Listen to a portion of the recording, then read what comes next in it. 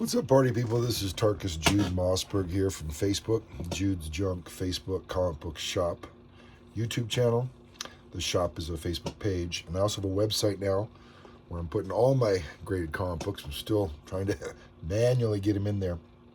But I thought it'd be a fun video to show you how I avoid FOMO, to show you how I avoid just buying anything, even if it seems like a great price.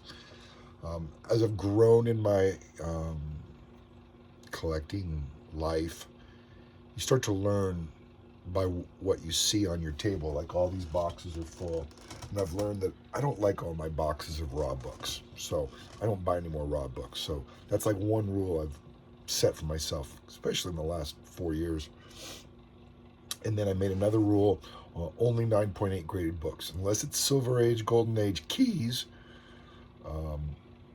Only 9.8 books. This is just another rule I've created. So I would encourage you, whatever kind of collector you are, create some rules, because very often when there is an auction,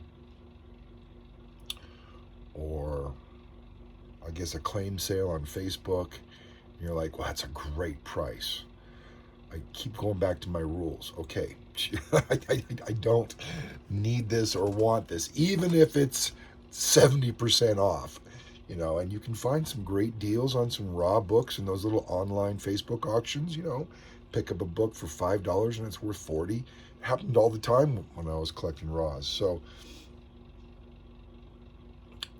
just to share with you some of the rules I've created over time by looking at my collection and saying, I'd rather have these over here and rather move these out. So I don't like my 9.6 signed books. So that's why I said signed books, I just want 9.8s. So 9.8 graded books is my rule. I also avoid moderns, and what we're calling moderns is, I would say, after the year 2000. I know they call 90s. There's some 90s books I like. I like all the Spider-Man. I like the X-Men. I like the Jim Lees. I like some of the bigger books of the 90s, the bigger keys, and obviously keys after 2000. There's some multi-$1,000 books that are rare keys after 2000, but for the most part, I'll avoid moderns. If you're looking at a book to go up in value for 30 years, then anything after the year 2000, you still got to wait another 10, 15 years before it might go up, and that's just an artificial number I put in there. So I do like certain signed books that are modern. Some of the Campbell books that are signed, obviously the keys, what is it, Ultimate Fallout #4, NYX #3, of course, Walking Dead #1, or any of those keys, or Invincible, or any of those keys, any of the big books I'll always like if I can get a great deal on them. But for the most part, I'll try to stay away from the newer stuff. And so when I go through an auction, to save myself time, I will sort by 9.8. So I won't even look at other stuff. I might go back in and sort by valuable books. So I might look at valuable books over 500 and then sort out everything else, so that, you can get some old Silver Age books, great prices, that are not 9.8s. But for the most part, when I'm weeding things out, I like the 9.8s. If you told me I could get a 9.8 Spider-Man 1 gold cover, UPC, Walmart, signed by Stan Lee and Todd, it's about a $5,000 book, I would take that over Silver Age non-9.8 all day long. Now, if you're talking a book worth more than $5,000, then I might, go that route. But I had some big books that nobody wants. I had one that was the first title with Black Panther, Jungle, was it Jungle Action 5? It was in a 9.8. I think there's only like 6 copies in the world. I got it signed. I think I have the only signed 9.8 of the very first Black Panther title in the world. And it was going for $5,000-6,000, and then someone bought one on an auction for $2,700. So the point is, it's worth a lot, but it's older, it's relatively obscure, no one asks for it. So it's harder to sell. And then again, as a dealer, I like some of those hard rare books. I like collecting rare books for myself and for collectors that want those rare books. Um, but if I had to choose between a hot McFarlane 90s 9.8 and Bronze Age, Silver Age that were the same value, I'm probably going to gravitate toward the 9.8 90s um, because I think it might move quicker. I might be able to trade it easier. I do some trading for people as well. So just to kind of show you the borders I have set up to help me. It's helped me so many times because there's so many times I'm like, wow, this is a great deal. I don't want it because I want to save my money for something else, but there's got to be someone I know that really would really like this, saving 50% off. So some of my rules are, forgive me for my voice, I gravitate toward Marvel. Unless it's Batman, I like Batman, but I could see a great deal on a DC book. Maybe it's a hot spec book, and I try to like wipe that out of my okay. That's not my thing is Marvel. There's some independents I really like. Obviously TMNT and a bunch of the independents from the 80s and 90s that got big. I like those. But as far as DC goes, I never read it in the 80s. I didn't like them. Most of the um, except for Batman. I will say that I'm being attracted to the Golden Age Wonder Woman, though, and I don't know why. Um, I keep thinking about that, um, as opposed to Superman, Lois, and Superboy, and JSLA or JLA, Justice League of America. I'm not into all that, but there are some DC titles I really like. I collected a lot of the Alan Moore Swamp Things from the 80s again. I was really I really got into that early and was collecting like 4 or 5 copies of every single thing starting from like issue 24. So there might be some DC titles that I really like Swamp Thing, but for the most part, general rules, stay with the Marvel. So if I had 2 books, or 3 or 4 or 5 books, and it's just like, okay, these are all $500. They're all great deals. They're all worth over $1,000. But I only have the money to buy one. This is how I might make the decision. Okay, 9/8. Let's start there. Marvel. Let's start there.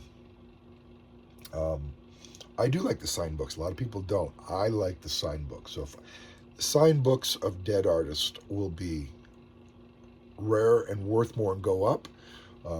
Roy Thomas books might have been valuable, and then he just recently did his last signing. So there's a flood of Roy Thomas books on the market. So his books might, in the short term, go down. Although I think he just did his last signing event ever. So, Todd McFarlane's still alive and kicking. Jim Lee's still alive and kicking. So there's going to be more and more of those books flooding the market. So you might see the supply outweigh the demand in that case. But I do like the signed books, especially by the artists who pass away, that you can never get those again. Those are not going to increase in supply at any point. The Neil Adams, I'd love some John Byrne. I can't find him. There's some other artists that I just can't find, even though Alan Moore, I had one of his signed, and I ended up selling for over $5,000. Swamp Thing number 20 newsstand, signed by him and someone else. It was the only signing event he ever did, and I thought it was worth a lot, and I was right. I just wasn't aware of how much it was worth. Anyways, 9.8s, signed books are cool. When I say signed, I'm not talking about qualified, but I will buy a green qualified label and send it into JSA and have it authorized, and I'm cool with the JSA. I think that's the majority of it. I like the 80s, 90s books. I'm getting more and more into the bronze books because when I collected in the 80s, I couldn't afford those bronze books from the 70s. I was doing cover price as a kid, riding my bike.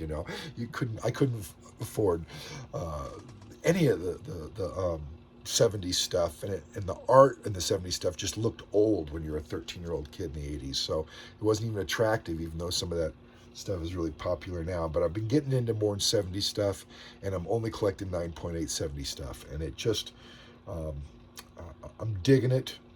When you get back to the 70s, that was really before my time of collecting. I did see the 70s books that were out there in the 80s, and I knew I couldn't afford the bigger, when I say bigger keys, it might have been a $10 book back then, but I couldn't afford that. So The Silver Age have always been big, always been out of reach, and are always collectible for most people. So, 9/8 Marvel. If I can get if again we're talking about if I have 500 here and 500 here and 500 here, if I can get a 9/8 signed book, um, it depends if I'm going to buy the signed book or not. It depends on what the return on investment might be. So if the return on investment's the same, um, I might get the blue label just because I could add a signature to it later, which is adding value, and then maybe selling that for more. Um, so yeah, Marvel, 9/8, 80s and 90s. Um, and as I've gotten into dealing, what I like to collect has changed into what is desirable. And I'm not talking about flash in the pan desirable, but globally what's desirable.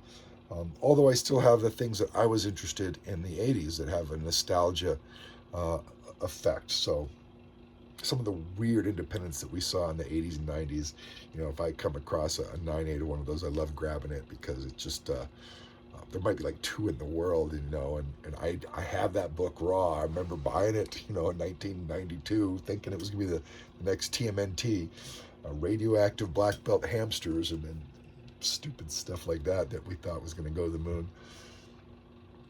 I'm just trying to think of if there's any of other. Here's a good one. I like the cover art. So if I am looking at two books, again, same investment, same return on investment, I'm going to gravitate toward the one that I like looking at better. So if it has the better art, um, I also bump certain artists to the top. Todd McFarlane's always going to go to the top of the list. Stan Lee's signed books are always going to go to the top of the list. Um, if I had to whittle it down, I would just collect Todd McFarlane books. Across the board, 9/8, have every single one signed by him and Stan. If that was if I could choose, that's probably the direction I'd go. I'm still trying to be a completionist and get every single one of Todd's books in a 9.8 signed by him. Not so sure that's a wise goal, but that's what it's in the back of my head. So I'm picking up all the little books he did, Infinity Inks and stuff like that. So again, certain artists are key. Some people like a Frank Miller might write a good story over here, but he did the art over here. And the art over here was great, but, his writing is different. And Todd did the same thing. He did some writing and then he did some art. So I do like some Todd, some Frank Miller. I guess I'm not as big into the Liefeld and Jim Lee's, although that some of that artwork is great. But there's no real artist that I'm like, I'll just collect everything they have, other than I do like the Miller and the Todd stuff. So anyways, I don't know if that's helpful, but is it giving you an idea of when you're collecting, create these boundaries and these rules that you can go back to quick. The auction is going on and you're in a time constraint and you're just like, oh, I just get it. And you're like, oh, wait, I don't need this. Now I got to turn on and sell it and store it or whatever. And so, I would say get more defined than you think, because you can always expand. You can always change your rules. They're your rules, but make your rules really defined. If you want to make a rule that anything over 8.0, it's because you like it, versus when you see a 7.5, you're just like, I just don't like it. Then make that a rule. Everything 8.0 and above, and I know people make all kinds of rules, only 9.4 books, only 9.6 books. Some people like only coverless books. Some people like the old expensive ones, only 2.0s to 4.0s. There's a million ways to do your thing, but I'm encouraging you to create those rules now rather than creating the rules because you have thousands of comic books in your office and now you're realizing what you like. And now you have thousands that you don't necessarily like or appreciate as much as you once did. And you're creating that defined focus only because you're sitting on, thousands of books that you'd rather not have. So if you can think about that, then you can always expand your rules. You can say, if I get enough of the 80s books, I started moving into the 70s. And if I get enough of the 70s books, then I might start getting into, I am doing more and more Silver Age by default, just because, some good buys might come up. But you can always expand the rules. But you can, if you start really defined, that might help you with FOMO. That might help you with, if you like moderns, there's some people that really only focus on moderns, and that's great. And if you like the whole spec world and the blind bags and the boxes, and you're like, I just want to buy moderns, you can certainly do that. But if you're new and trying to figure out, people make these questions online, what do I collect? Exactly. Figure it out. You have to figure out what you collect. Make the rules. And everybody can collect anything for any reason. Anyways, hope it's a little helpful. It's saved me, like I said, in some of these auctions where what I do is sometimes I open tabs. So if I have one auction site and I can't do, not a lot of these auction sites don't have a watch list. You can't just put it to the watch list. Which makes it very difficult. You'd think, but they remove that ability on purpose. So what I do is I might have 20 tabs open with each book I'm watching, right? Because I don't want to necessarily bid on all 20. I want to watch them. So I'll have 20 tabs open, and then as I'm going through, I'm like, okay, my budget is 800 and I got 20 tabs open. I got to get rid of some of them. So I'll go through there and, okay, DC, get rid of it. Okay, 9.8, I'll hold that there. Okay, 80s, 90s, Todd McFarlane, I'll leave that in there. Okay, some Stan Lee stuff, I'll leave that in there. All right, here's a